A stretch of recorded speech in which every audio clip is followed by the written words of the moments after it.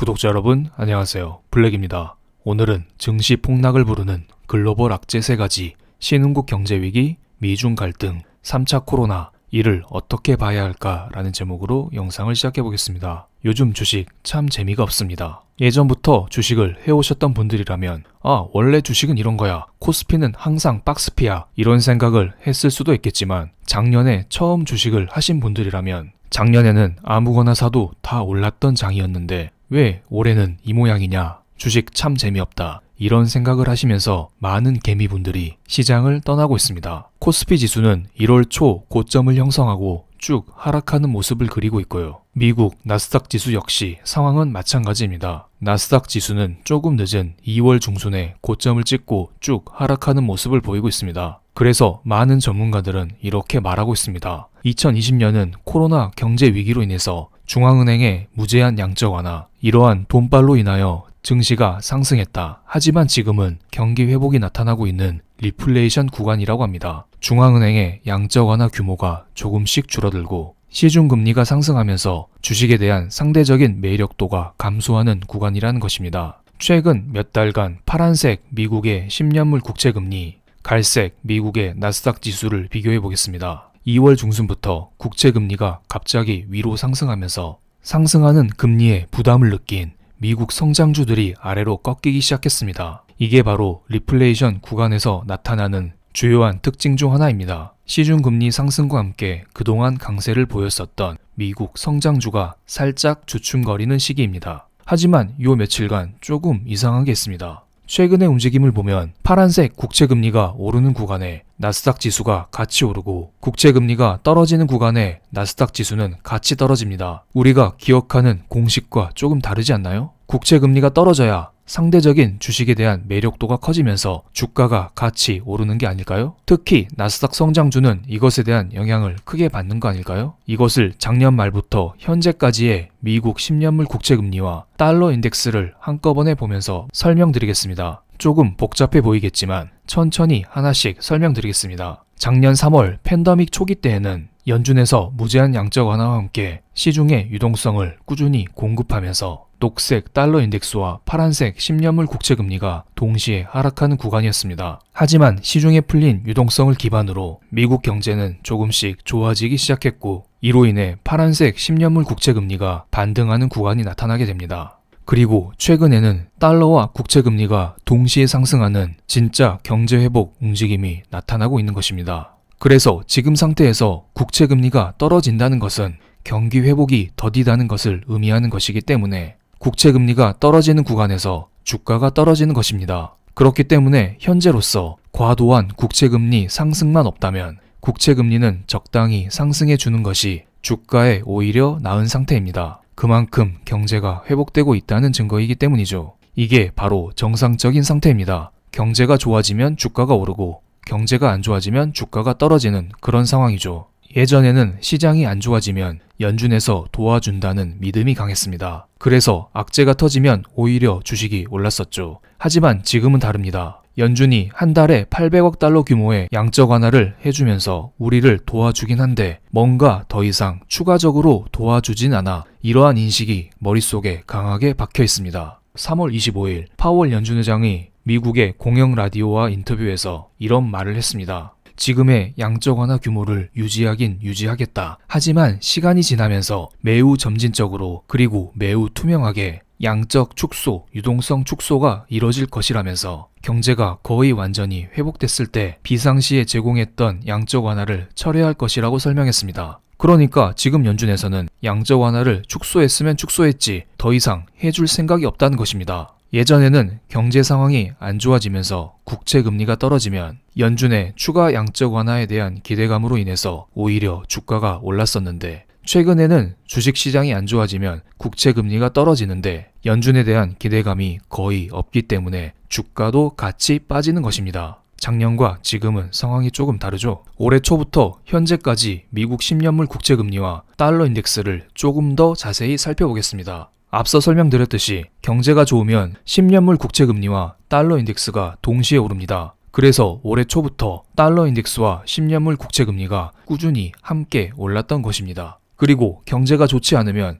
안전자산에 대한 선호 심리가 강해지기 때문에 10년물 국채 금리는 떨어지고 달러는 더더욱 상승하게 됩니다. 최근의 움직임을 조금 볼까요? 잘 오르던 10년물 국채 금리가 조금씩 아래로 떨어지고 있습니다. 그리고 달러 인덱스는 더욱더 상승 각도를 높이고 있는 상태입니다. 저는 이렇게 생각을 하고 있습니다. 지금 경기 회복이 나오고 있는 것은 맞습니다만 우리가 모르는 어떠한 악재가 시장에 터짐으로써 안전자산인 국채와 달러에 대한 선호도를 높이고 있는 것이라고 이렇게 보고 있습니다. 그래서 이번 영상에서는 시장에 존재하고 있는 악재를 체크해보고 이 악재로 인해서 경제위기 혹은 증시의 장기 조정 이런 게 올 수 있을지 체크하는 시간을 갖겠습니다. 첫 번째 악재는 미중 갈등이 있습니다. 3월 18일, 19일 이틀간 미국과 중국은 알래스카에서 고위급 회담을 열었습니다. 하지만 이때 별다른 성과를 얻지 못하고 갈등만 더욱 커졌습니다. 게다가 바이든 대통령은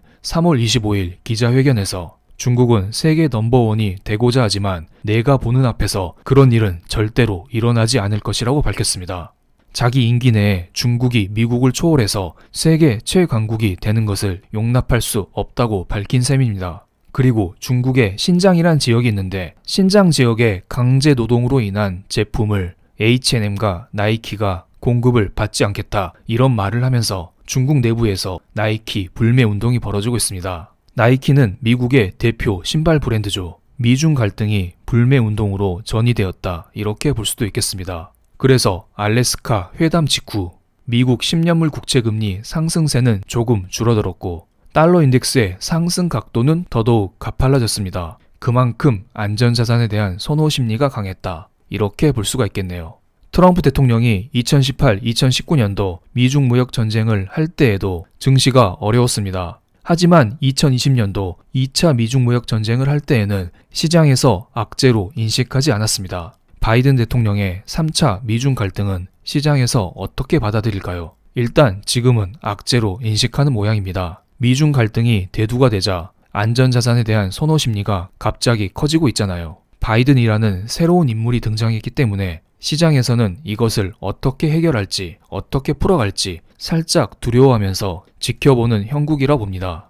이로 인해 미국에 상장된 중국 ADR 종목도 힘이 없고 중국 증시 자체도 힘이 없는 상태입니다. 하지만 제 생각에는 2018, 2019 이때처럼 큰 타격은 없을 거라 봅니다. 재작년은 경기 확장기의 끝 무렵이었고 지금은 경기 회복기의 초반부입니다. 그렇기 때문에 재작년은 어떤 사태가 왔어도 악재가 더더욱 커질 수밖에 없었던 상태이고요. 지금은 경기 회복 초기이기 때문에 같은 사건이어도 시장에서 받아들이는 악재의 정도는 조금 적을 거라 저는 보고 있습니다. 그리고 지난 영상에서도 한번 설명을 드렸었지만 우리는 지금 신흥국 경제위기 위험에 처해 있는 상태입니다. 며칠 전 터키의 10년물 국채금리가 갑자기 위로 튀었습니다. 현대차 증권에서 나온 레포트를 보면 22일 터키 화폐 가치가 급락했는데 기존의 금리 인상을 고수해왔었던 중앙은행 총재가 해임이 되고 금리 인하를 주장하고 있는 샤카부즈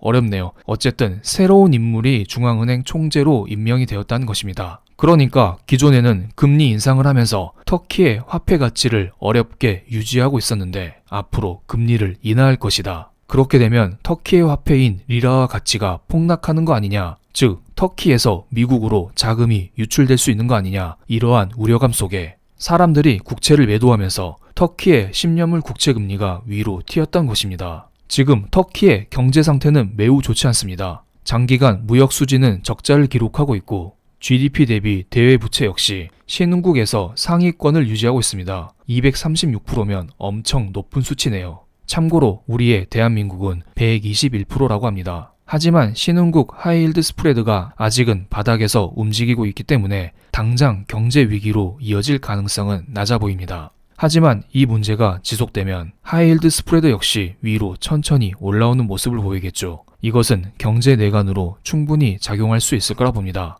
당장은 아니고요. 그리고 신흥국 경제 위기에 대해서 SK증권에서 나온 레포트도 간단히 살펴보겠습니다. 최근에 터키, 브라질, 러시아 등 일부 신흥국들이 금리 인상을 단행하고 있습니다. 달러 강세는 대외 조달 금리 상승과도 유사한 효과이기 때문에 신흥국들을 더더욱 압박하고 있는데요. 그런데 이로 인한 경제 위기 가능성은 아직은 없다고 합니다. 미국의 하이힐드 채권 금리는 바닥을 기고 있고 오른쪽 그래프에서 빨간색 커브로 나타난 3개월 리보 금리와 오버나잇 인덱스 스왑 금리의 스프레드 역시 바닥을 기고 있습니다. 하지만 작년도 3월달 빨간색 커브를 볼까요? 그때 당시에도 바닥을 기었다가 갑자기 위로 튀었던 적이 있습니다. 그렇기 때문에 이번에도 그럴 가능성이 혹시나 나올 수 있다. 이런 것은 염두에 두셔야 될 것으로 보입니다. 이것을 알아보기 위해서는 우리는 늘 달러 인덱스를 쳐다보고 있어야 됩니다. 달러 인덱스가 계속 상승하면, 즉 달러 조달 금리가 높아지면 3개월 리보 OIS 스프레드 역시 함께 벌어지기 때문이죠.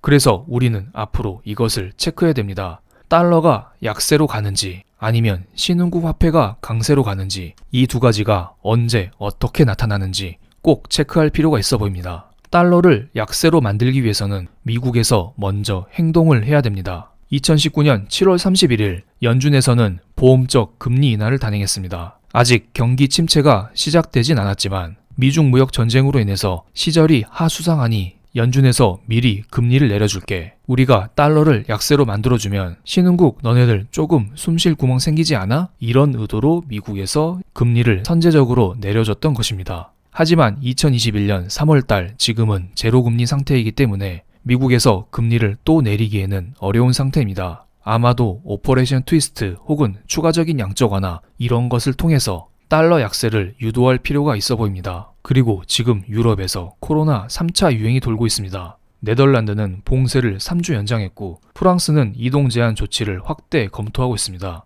영국은 최근 재봉쇄 조치를 취소했지만 국외 휴양지 여행을 금지하는 것을 고려하고 있다고 합니다. 이로 인해서 지금 유로화의 가치가 계속 떨어지고 있습니다. 유로화 가치 하락은 달러 가치 상승을 의미합니다. 그렇기 때문에 우리는 유럽에서 코로나 확진자 수가 줄어들면서 유로화 강세 그리고 달러 약세가 나타나는지 꼭 체크할 필요가 있어 보입니다. 또한 신흥국 화폐를 강세로 만들기 위해서는 백신 접종이 필요합니다. 백신 접종이 이루어져야 경기 회복세가 나타나고 이로 인해 해당 나라의 화폐가 강세로 돌아설 수 있기 때문이죠. 지금 미국은 세계에서 백신 접종을 선두적으로 하고 있습니다. 하지만 아시아 국가, 유럽 같은 경우는 백신 접종이 꽤 늦어지고 있는 상태입니다. 그래서 신흥국들은 하루빨리 백신 접종을 하면서 자국의 화폐를 하루빨리 강세로 만들 필요가 있어 보이네요. 그리고 영상 마치기 전에 간단한 공지사항을 말씀드리겠습니다. 저는 멤버십 게시판을 통해서 날마다 장전, 장 마감 시황을 꾸준히 올려드리고 있습니다.